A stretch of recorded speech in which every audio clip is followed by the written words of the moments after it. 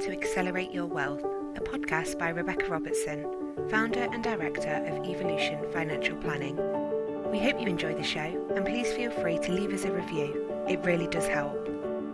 Feel free to connect with us on Facebook, LinkedIn and Instagram, or head over to www.rebeccarobertson.co.uk or our sponsor, Evolution Financial Planning, for regulated advice on www.evolutionfinancialplanning.co.uk/podcast. Well, today we're going to be talking to the lovely Linda Stevens, who is a little ball of energy. She has, as the past 15 years, Linda has helped hundreds of women to understand, adapt, and love their hormonal bodies. She specializes in pelvic floor, posture issues, using her unique blend of insights, ancient yoga tools, and modern biomechanics is enable midlife women to shine. Being perimenopausal herself and knowing firsthand how hormone changes can affect both mental and physical function, Linda is passionate about empowering others with the latest science and tailored practices. Which she's a mum of 3. She has obviously her own business, which is called Yoga Mums, and she has a wealth of knowledge that she's going to be sharing with us today. So I would like to welcome the wonderful Linda, and we're going to be talking about your core. She says it better than me. This is bad. Your core, as in your core health, is your core wealth. And she explains that a lot better than me. Welcome, Linda. How are you today? So nice to see you. I'm good. Thank you. I'm good. Good. You always look so bright and breezy. I mean, you're like a little bit older than me. And you always, I always feel like you look, I don't know, so polished and like 20 years younger than me. I'll send my check in the mail later. Yeah, you can say, no, I'll pay you. Yeah, put a smile on the dial. Put a smile on the dial. You know. So you're obviously doing something right? Because obviously you're practicing what you preach. Now you're very passionate about empowering others with, you know, whatever it needs to get them to an optimum health position. And obviously you specialize in working with women. But where did that journey start? What makes you? Why are you so passionate? So I would say I used to be what I call a man in a skirt. Yeah. So Okay. I worked in television. I worked at BSkyB here in England, Foxtel in Australia. My career defined me. I was Linda Wilmot, senior producer. You know, that's how I'd introduce myself. And then after 15 years of being in that creative industry and working stupidly hard, pushing through exhaustion, basically keeping up with the boys because I had to be better than them. Yeah. And I gave it as good as I got it. And I was what I call a bloke in a skirt. Didn't ever wear skirts, but then I ended up having my first 2 children very close together, just 14 months apart.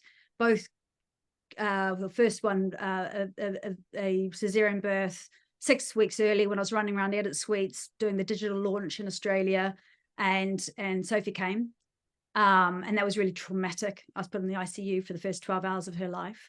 And then 14 months later, Patrick was born and I had a VBAC, which was for me very empowering to have a vaginal birth after that first cesarean. But I had been planning to get back to work. Like in my head, it was just like, I've got to get back to work. I'm losing who I am. I've got to get back to work.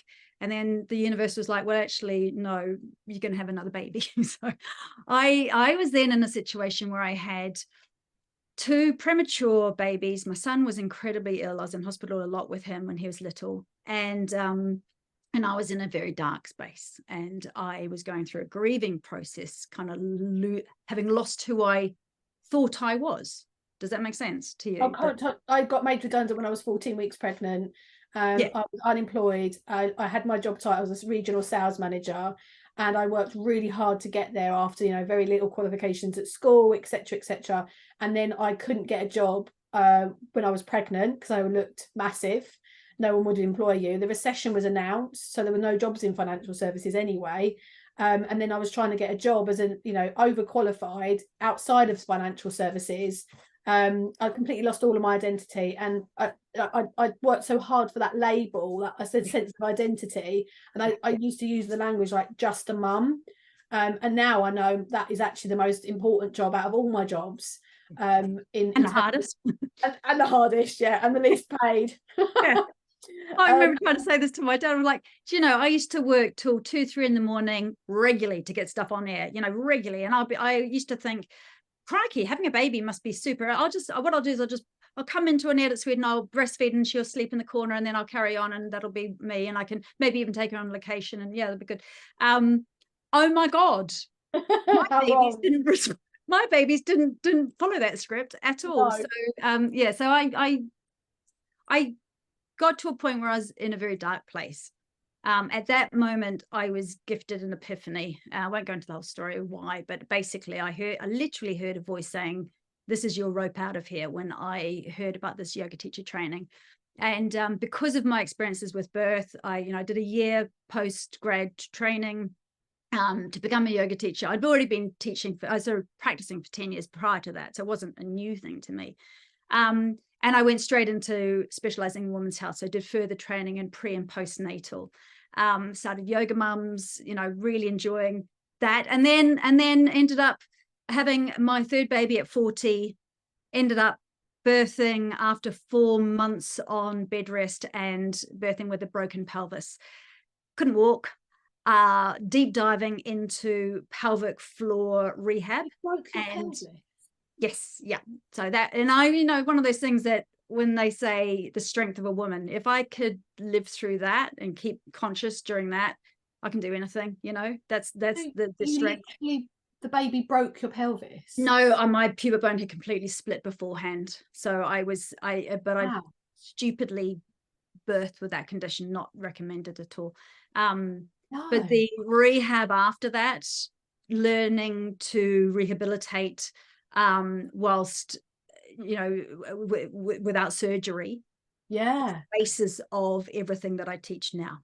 And now, of course, now I'm in perimenopause, going through menopause myself, and experientially realizing, as well as knowledge-wise realizing, that when we come into this life phase and our essential hormones, our progesterone and our estrogen, start to diminish and then completely deplete from our ovaries, we often find that pelvic floor issues that we experience from birth come back. And even those women who haven't had pregnancies will find that, well, a good 80% of us will find that pelvic floor issues become a real problem. So my drive to help women in midlife to stay strong, feel good, is all about enabling us to carry on in a very patriarchal workforce so that we can still make our mark. And that stuff that happened, which for many of us is still wrapped up in shame, feelings of shame. I'm not, why did my body fail me, etc. All of that stuff can be faced, if you like, dealt with, accepted, and we can use, there are so many things that I teach, information as well as techniques that I teach to help women get to a place where actually their body's great, and feel good. And I think I need some of that. You're very welcome to join my class, Rebecca. I think I might. I mean, I can totally see why, so then you didn't go back and work in media. You had 3 kids, right? And you realized that wasn't going to work. No, but you know what? Actually, the creativity that I used to have in television, I bring that into my classes, so I weave in the lights and the darks and the shades and the messaging, etc., into the classes, so we can have creative expression in different ways. And so for me now, the empowering women and being able to be a stand for women is really actually been my driving force through my whole life. Like when I was before, like I said, I was a bit of a man in a skirt.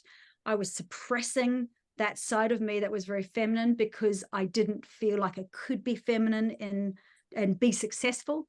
Yeah. And it's kind of not ironic, but it's poetry in motion, really, that now, what makes us women, that's what I teach about, our bits and pieces, It's all about the pelvis, the pelvic area. Yeah, definitely. And so where do you see, when you're talking to clients or obviously this podcast is about wealth and accelerating our wealth. So it makes complete sense to highlight the fact that our health can have a massive impact on our money. And I'm not about, having the biggest Ferrari on your street. That's not when I talk about wealth. I'm just talking about even basic financial security, that peace of mind, that you can retire well enough and at a time that you want to retire, that you can give to your family. So I'm not talking about wealth in a sort of a grandiose kind of way that you can go and live in the Ritz and take a yacht around the world. I'm just talking to empower women with their money in general. So how is poor health affecting women's wealth, do you think? So I literally have just come off some one-to-one calls this morning from women whose lives are massively impacted by the pelvic floor issues they're experiencing in midlife. One has taken early retirement. She's had to leave work. She felt she had to leave work. I wish she had found me, talked to me, or a good pelvic floor physiotherapist before this. She is leaking. She's finding that even going from sit to stand, she's having leakage, etc. She has got prolapse, which is most women after 50 will have some degree of prolapse organs, which was when the bladder or the bowel or the uterus are dropping down into the vaginal canal, and that can affect your continence. Well, she was feeling like she couldn't show up at work. Thanks for that, Linda. What was that? That's something to look forward to. Thanks, Linda. Well, there's so much we can do to prevent and also maintain and make symptoms much, much better. The fact is that if you don't know about this stuff, you can inadvertently make things so much worse by running when you're leaking and going, well, I'm more concerned about the tummy tire that's developing. I'm going to start running, not realizing that that's actually putting intra-abdominal pressure down on a weakened pelvic floor. It's going to make things worse. So if you know how to exercise in midlife, if you know how to attain great midlife fitness, and you don't try and do what you did when you were in your 20s and your 30s, which literally doesn't work now, there's so much it's just knowledge. Knowledge is power. But what I'm saying is that this woman has left paid employment because she felt she couldn't show up in the way that she wanted to, and there's so much shame tied up in that. I talked to another lady this morning whose husband wants to go on these big hikes. He wants to go and do the Milford Track and things in New Zealand, and she's like, I can't, because I need to know where the closest toilet is. So I can't do this thing with my husband that he really wants to do, and I would love to do it because of this. And that's crazy. Do you know what I mean? That's crazy. So I feel like the wealth means well-being. So the etymology of the word wealth is welly. It is your well-being. Your health literally is your wealth. If we can't, if we feel our bodies are letting us down to the extent that we have to give up work, we have to give up doing things that help our relationship to stay strong, we're not able to be with our children in the way we'd like to, then that's not wealth. It doesn't matter how big your pension pot is, does it? It doesn't matter. It's so important, in my opinion, to make sure that you have got the foundations right. And for women in particular, the foundation of your core is your pelvic floor. So the pelvic floor is the beginning part of your deep core stability system. So if you've got a weak or a tight, which is weak, pelvic floor, you're going to end up with lower back pain. Yeah, you are. You're going to end up with core instability, a feeling of being sort of just out of balance, not strong. And I feel like when we have that core strength and we can move from a place of feeling grounded and strong and stable, and we can trust ourselves and we can trust our body, then we can go out and shine in the world. Then we can go out and be the best podcast maker, financial director, television person, yoga teacher, whatever. We can do all of our things that are going to impact the world, but not if we don't have a feeling of a good relationship with ourselves, trust in ourselves, and a core, meaning in my language, pelvic floor and deep core muscles that are strong. And that's why I always say your core health is your core wealth. That's why I say that little saying. Love it. I love it. And I can certainly resonate with that. You know, I've had 2 babies. I struggle. I'm rubbish at fitness. I'm really not that kind of person. Sorry, I need to reframe that. You tell me. Okay. I will say I find working out. I'm fine on like walking or my running machine or horse riding or going for walks, taking the dog for a walk, that kind of thing. So I love certain types of movement and fitness. I love that kind of movement. Yeah. But I struggle with other kinds of movement, and I just find that do the stuff you love, Rebecca. Hard. So I'd had a rotated pelvis from a riding accident. So I'm never quite sure if it's in the right place or not. I've been to a chiropractor, and they basically tell me you need to build on that. It affects my riding at times, not all the time, but at times. If I go and like work out, I find it just like physically painful, not because I'm unfit, really, because I've had the babies and because I've had those riding accidents. To do certain things, I find I'm very strong in certain areas, like because you have strong thighs when you're a rider, right? But there's other things that, you know, if you ask me to do a plank, for example, I would literally be sweating within probably about 10 seconds. And our core is, you know, your core health, and that incorporates the pelvis, which is the center part of our body. It connects the legs to the torso and the arms and the head. If your pelvis is skewed, mucks up your posture, mucks up your breathing mechanism. You're not, your diaphragm isn't able to support your floor, and I sort of end up like clicking here, there, and everywhere, because I've got a bit of a shoulder issue, and I totally can see where you're like what you're saying. And I know that when I felt stronger, I don't know, you just feel more empowered, don't you? Feel more powerful, I guess, when you're not feeling great about yourself and you're not eating very well and you're not being healthy. I mean, you are incredibly healthy. I've been to your house. Like, I wish I could come to your house and have lunch every day. It was like you made this beautiful. Come on retreat with me, and you'll eat like a queen. But you're so good with all that. Like but your husband is too. Like, he's really good at making stuff. But sweetheart, it's you know, he used to, when I met him, he used to smoke and drink a lot. I used to drink a ton, you know.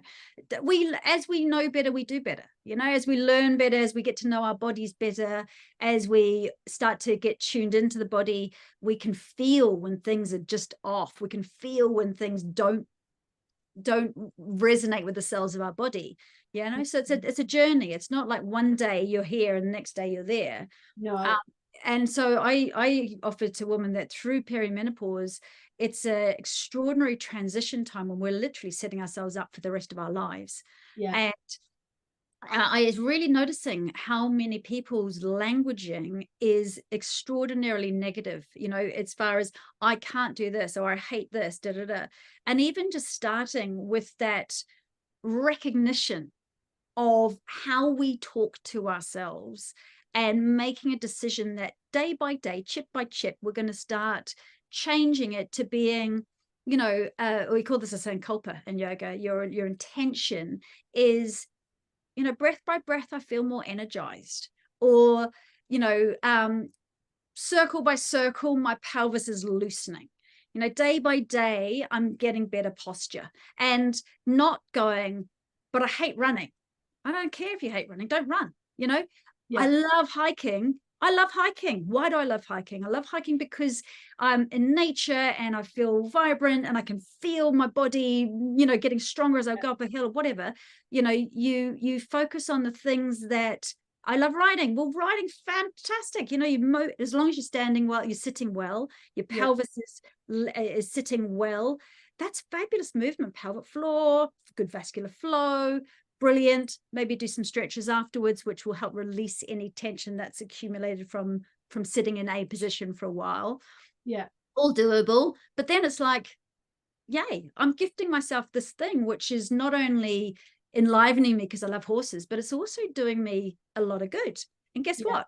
Your body goes, yay, she's given me positive feedback. I'm gonna do more of that thing. I always say to women, let's get you fit to run. Don't run for fitness. Yeah. Because if your body is all skew-if and your glutes are really weak and your pelvic floor is tight and therefore weak, if your quadriceps are too tight and your hamstrings are too weak, if your calves are really super tight, if you're poking your head forward and your shoulders are rolling forward, then you add the impact of running on a road on top of all of that skeletal mess. You're going to end up with stress incontinence issues, knees issues, hip issues, long-term hip replacement. No, respect the vessel. The vessel is your ability to live this lifetime through. This is it. Why do we abuse it? Exactly. That's the big profound question. Why do we? I think it's different for everybody, right? Mine's sugar. I'm a nightmare of sugar. And I like today, we're recording this, it's 1:30, sorry. I'm getting a haircut in an hour and a half. And so by the time we finish this recording, I will have some time, but I'm also thinking I've then got to get the kids, and it'll be dark. So do I walk the dog for between now and that hairdresser appointment? Because otherwise he won't get walked, and he's a nightmare if you don't. But then what am I going to eat? Because I haven't eaten yet. And I haven't eaten any lunch yet. I haven't had any lunch. I haven't eaten since breakfast. What did you have for breakfast? I feel like this is like a one-to-one that I'm sharing with you. No, it's fine. No, we have breakfast. Okay, I'll be brave. So I was just trying, I like to try and give examples, because I think otherwise we end up sort of talking in these sort of speculative speculative sort of situations, and we're all human beings at the end of the day. We're all up to the same kind of thing. We are. Yes. It's either alcohol, mine sugar kind of stuff.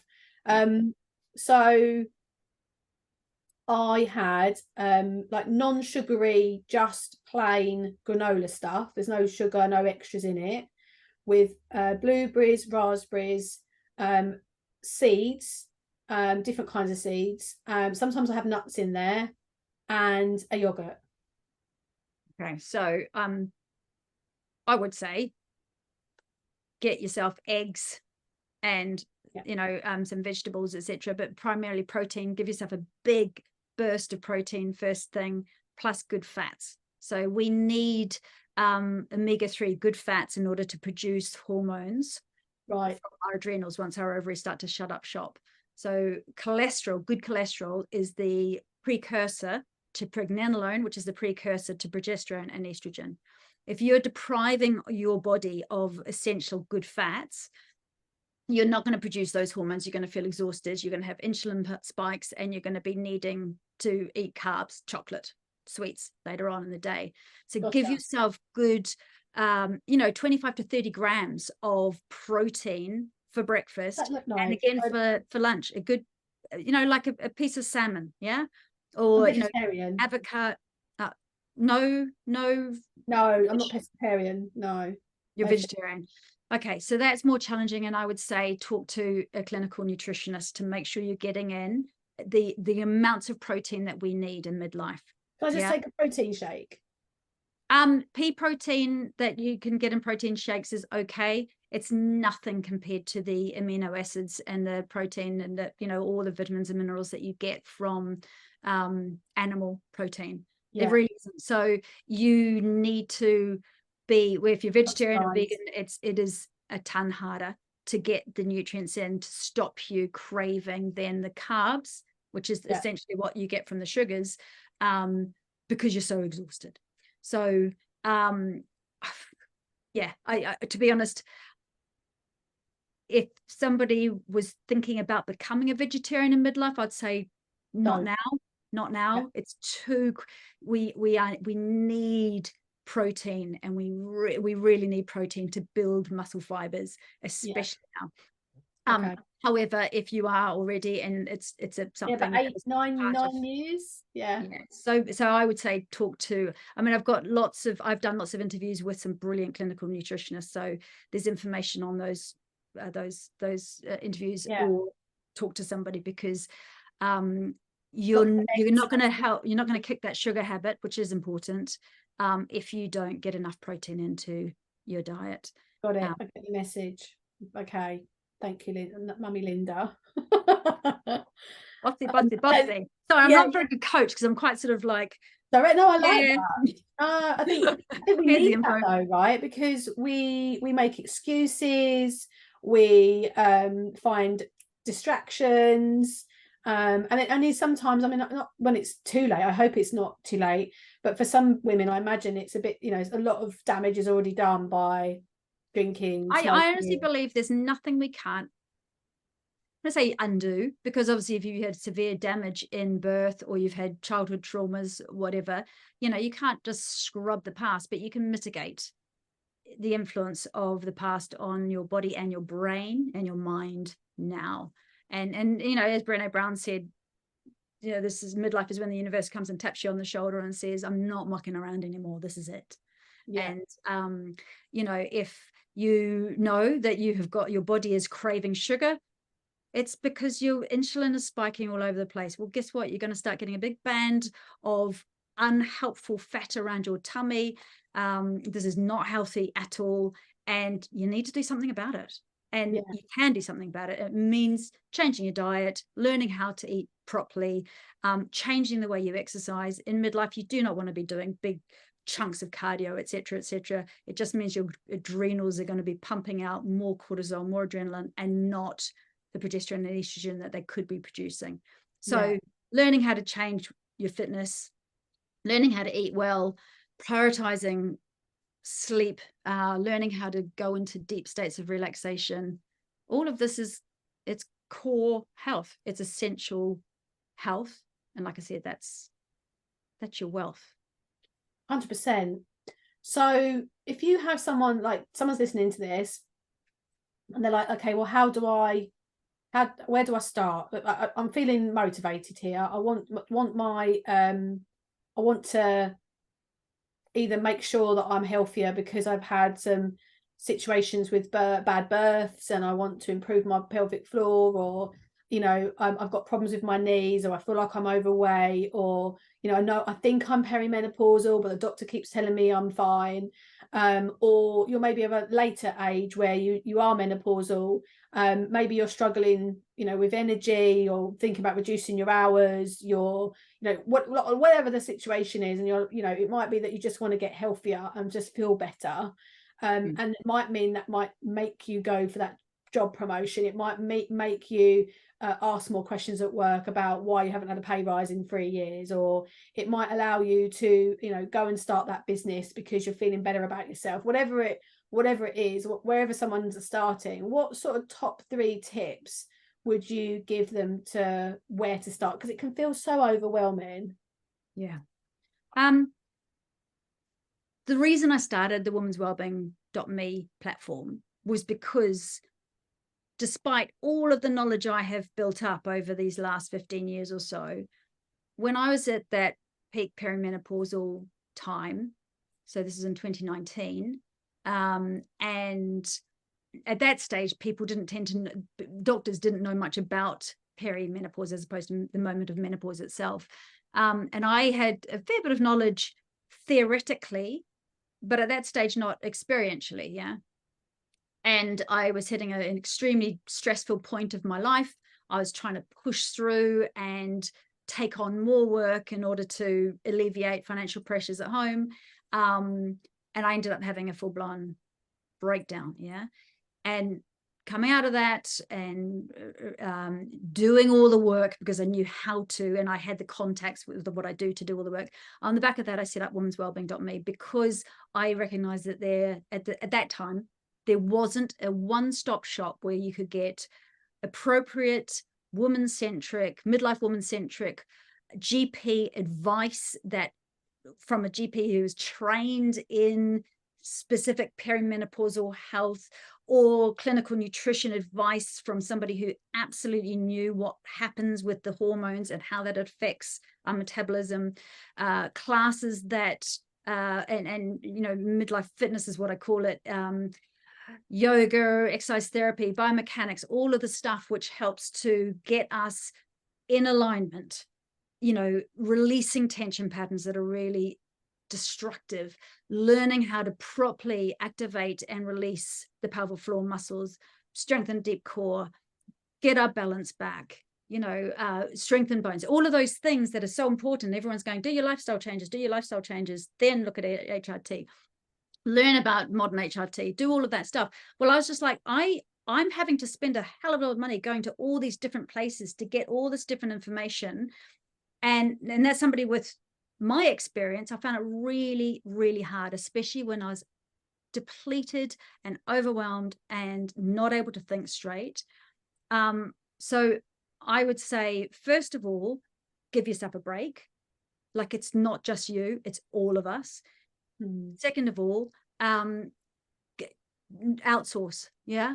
So when you're at your lowest, you don't have the mental capacity to do all of that stuff. Like, ask for help from somebody like, there's other people like me, ask for some help from somebody like me, have a one-to-one, understand where you need to start. Well, the most primary thing for you is learn about nutrition in midlife. Yeah, there's so much information. Well, again, you might want to just come to somebody like me who's got that information.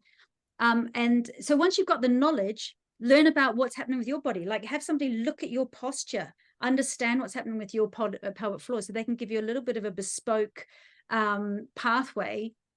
This is where you need to start. So I say to ladies, know thyself. And if you need to see a pelvic floor physiotherapist and understand what's actually going on with your pelvic floor, do that. Spend the £150 or whatever it is. See somebody who is Mummy MOT certified. Find out if you've got a cytocele or rectocele, what type of prolapse you might have. Is your episiotomy scar starting to come apart slightly? Is your urgency? Yeah. But once we lose our estrogen, episiotomy scars, deep tears, etc. Right. Most women end up having issues. Yeah. But this, I know about it now. The lady I was talking to yesterday didn't know about pelvic estrogen cream. Didn't know about it. I was like, how many times have you seen your GP about this? This is literally one of the safest things on the market. It's not systemic. It doesn't go into the bloodstream, but putting very low dose estrogen cream onto episiotomy scar tissue can be life-changing. Having estrogen around the bladder to calm the detrusor muscles can be life-changing if urgency and urgent incontinence is a problem. So seeing a pelvic floor physiotherapist if you need to. Know thyself, knowing what you are dealing with, and then being able to get the information, the fitness pathway, if you like, for yourself, sorting out your sleep, basically realizing you're no longer 20 or 30, and that's not a bad thing, except this phase is a transition to what could be an extraordinary second spring, and that's what it's called in other. And that's what I'm setting up myself up for. So I'm talking to somebody that's joining my company who's going to help me with new clients, so that I don't have as much pressure to be delivering to new clients all the time. I don't like turning people away. I don't like saying we can't help them. There's a lot of financial advisors that aren't taking on clients, that we're like, a lot of financial advisors are at maximum capacity. So I'm taking on she's an amazing lady who's very experienced but worked in a bank for a long time. So it's just like a win-win. It's like a plug into what we're doing, which will mean that I can take more time off during the week without having to have more new clients added to my diary and the team saying, well, when am I going to fit this person in? And I'm more than happy to talk to people, but it might be that someone in the team might actually take over the nitty-gritty long-term relationship, because it does take a lot of time, a lot of energy, a lot of emotions, and making sure we're looking after people.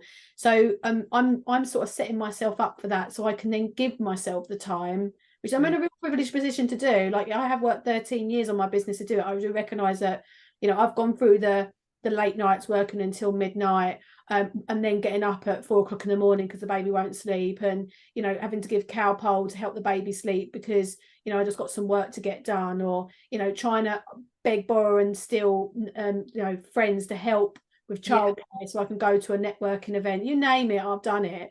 Yeah. So I've done the graft, and but I recognise I am in that privileged position right now to set myself up so that when I'm 43, I'm not turning 50, but so when I am at that point of 50, that I'm not at that burnout point. And but definitely I recognise, I hear what you're saying. There's more to be done. And I'm looking at your actual wellbeing, women's wellbeing .me pathway website. And I mean, I know you're not here to picture anything, but there's a massive amount of information on here, and it sounds like a really good value for money. It's open at the moment, right? And it's actually closed at the moment, so I will be opening for Christmas. I will be having a little opening, so, and if you like, I can send you a sneaky little thing to send your listeners. Yeah, that'd be great. That'd be lovely. I mean, I hope if it's one person that's listening, I do have more than one person listening to my show. Sure. Rebecca, can I just listen to you then? Do you know what? Actually, the primary thing that I try and say to women, and I wish somebody had said this to me. Well, actually, there's a few primary things, but this is the primary thing, is this stage of life, I don't believe, so when you're between, say, 40 and 50, I don't believe this is the time of life to be pushing yourself.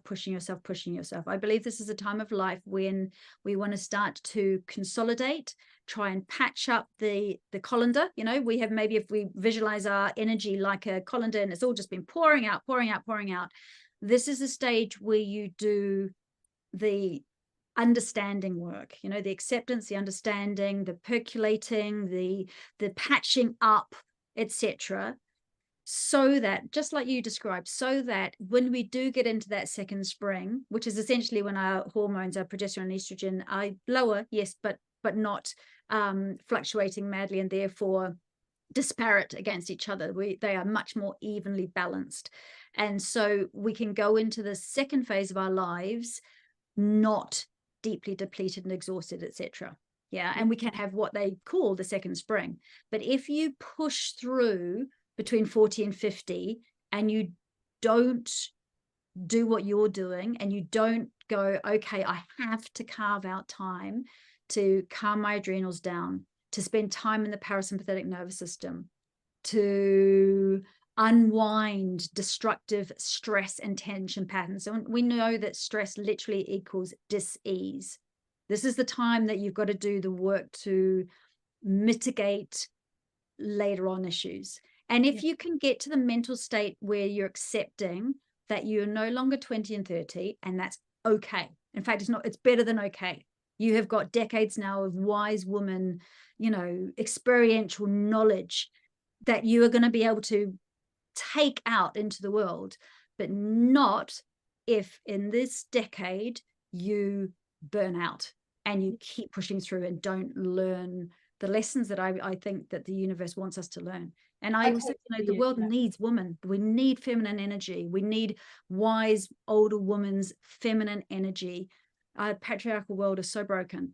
We can't rely on young women to do this. We've got to do this. Yeah, once our children have left home.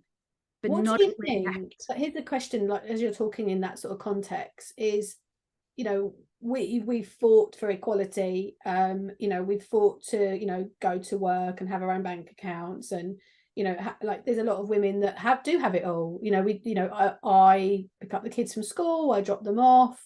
You know, I would say I'm pretty much financially independent. If I needed to be, I could be. I've chosen not to be. I'm not saying that's right or wrong. But there are a lot of single women that don't have a choice. They have to work, they have to push through because they're on their own. They might be women in later life who have divorced, and therefore they're having to work later because they've sort of been lost out. But there's also a lot of women who, you know, in families, they're having to return to work because families these days need 2 household income. 100%. Yeah. So you've got like different scenarios for different things, but we've got an awful lot of pressure now on women. Like, it almost feels like, and I don't want things to go back to they were in the 1950s, but for women, I'm not sure we're always being the case that we're actually getting happier, because I've heard reports, and I don't know this for a fact, but I've heard reports that women are less happy than what they were in the 1950s, when we weren't working. We were just, I say just a mum, because that's like, I've used that's wrong, completely wrong. I've used it on myself. But we just had to worry about the dinner on the table, keeping the house ticking over. Now, this day and age, doing that in itself, with the amount of social pressures that we have compared to the 1950s, you know, kids clubs, keeping up with the Joneses, you know, little Jimmy going to football club, you know, I've got horses, for example, all of that is much more than the 1950s. More opportunity, great, but from a well-being perspective, in terms of opportunity, our health and our well-being, if we're struggling to carve out that time, do you think people should make big life changes and big decisions? Or, I mean, I'm not sure what question I'm really asking you here, but yeah, let me answer what I think you're asking me. I don't necessarily believe in equality. I believe in equity. Yeah. So I believe that we need to start changing this world, but we can't do that if we're knackered. Yeah. So, yeah. So I think that we got to control the controllables. There's so much out of our control. And because of the way that our world has been constructed in a patriarchal way, because it's literally been built by men who have regular, every 15 minutes, they get a testosterone surge. And so they are able to, what we would call push through, because hormonally, that's how they're designed. They are able to think about one thing at a time and focus on that thing, whereas we have all the tabs. So we have all the tabs open all the time.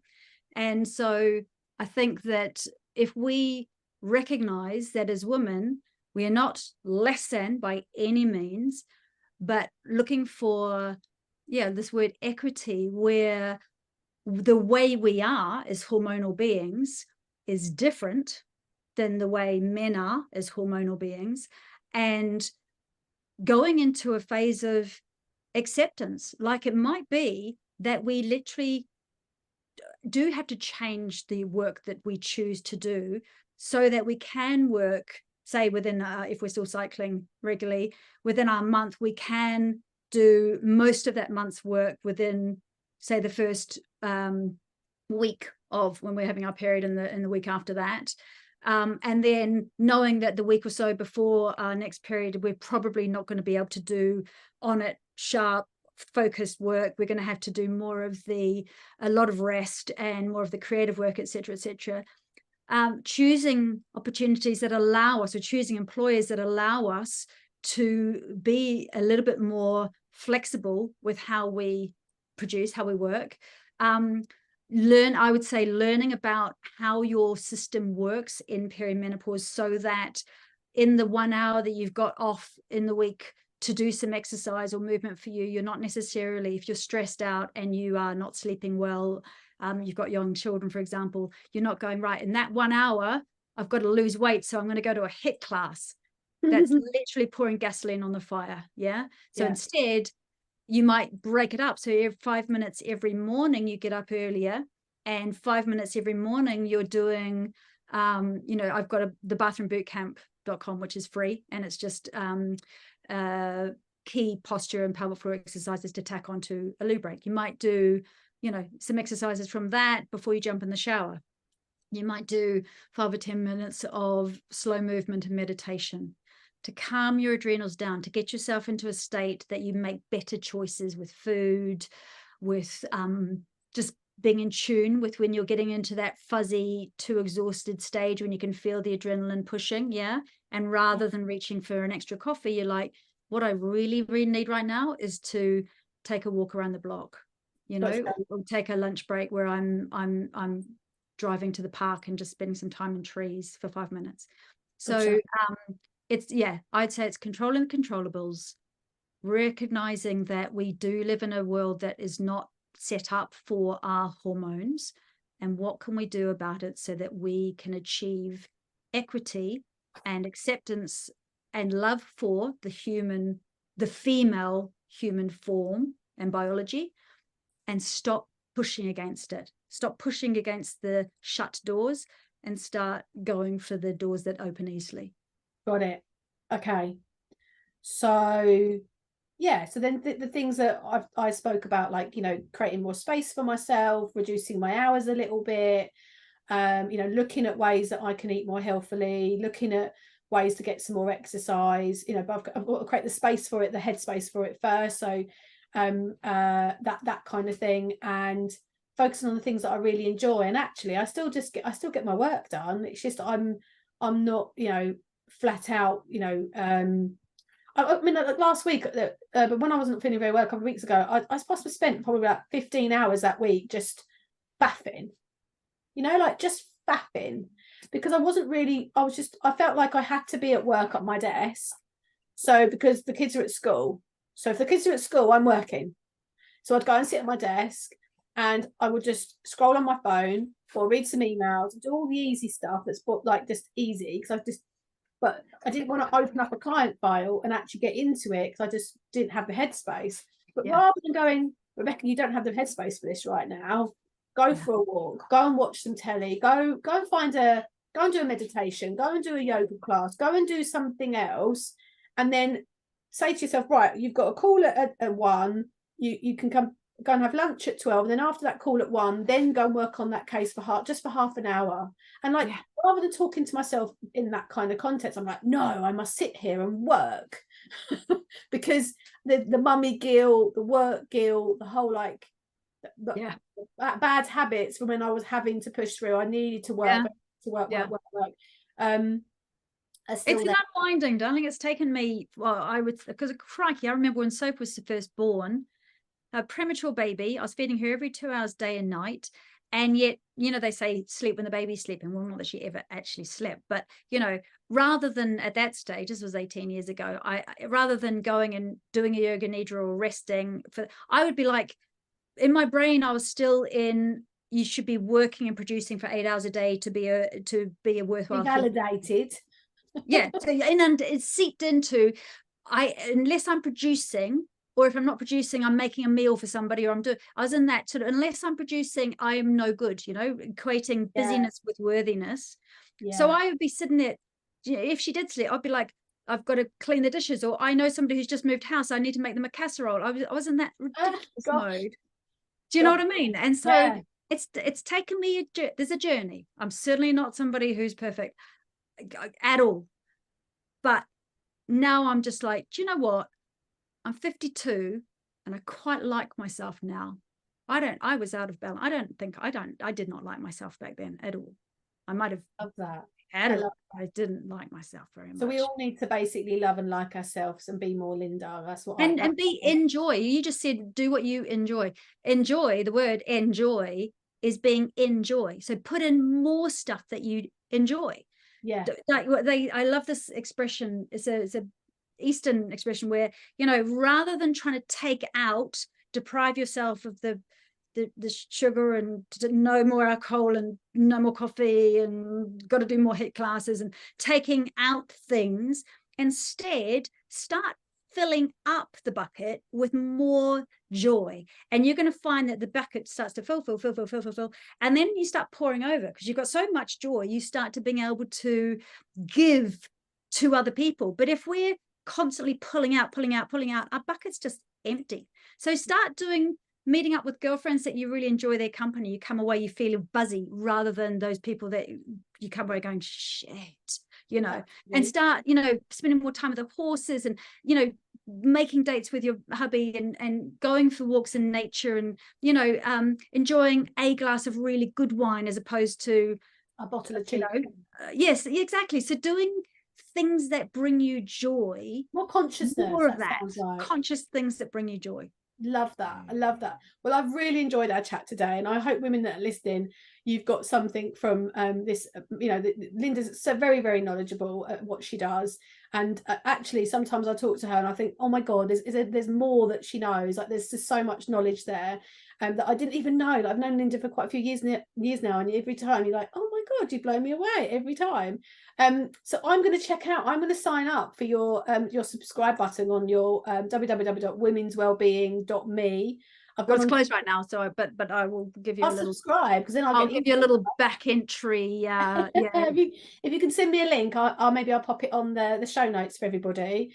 And yeah, I think that would be. It sounds like it's great because it's got classes. It's Live got class with me. This is the thing. It's nice because you know today it's horrible, rainy, cold outside. So normally I'd be having to drive in, park, get all the gear. Whereas I can just go and teach. I get to talk to everyone beforehand. I find out, oh, such and such got a bad shoulder, such and such, her glute is really hurting. So I can incorporate all the stuff into class that I need to. Yeah. Get to say hi, have a great day. You know, love your haircut and that kind of thing. So it's yoga classes. You do it. There's a bit about hip blast classes as well. Yeah, so I teach my women's wellbeing pathway 1, 2, 3. So these are different classes that look after different aspects of perimenopausal symptoms. Yeah. So okay. I've split them all up so that you can easily go, well, I'm somebody who's super stressed, super tense right now. I can't sleep. So I'm like, you could do this class. And then you go into the chill out space. And in the chill out space, there's lots of those classes, guided meditations, talks. And there's a quick fix library as well, 30, 20 and 10 minutes. And under yoga and exercise therapy sequences, expert podcast, plus a Facebook group and a live Q&A with Linda. Yeah, sounds good. And it's like 50 quid a month. So great value, I'd say. Bargain, girl. It's a bargain. I've got to say, it's a bargain. Oh, well, I've enjoyed our time today, Linda. Thank you so much for coming on and sharing your knowledge. And I hopefully, you know, are you off to do a yoga class now? Actually, I've got to go and get patched now. Yeah, I've got to do the mummy thing now. Got to do mummy thing now. And I'm going to go and try and find teaching and do my one-to-ones and stuff this morning. It's been lovely. I love it. I'm going to go and find some protein. Go and get some protein. You need some protein. Hydration. Thank you for joining us on today's episode of Accelerate Your Wealth. For further help or to connect with Rebecca directly, please head over to the website www.rebeccarobertson.co.uk, where you can find further information on our planner, book, and how to further maximise your wealth.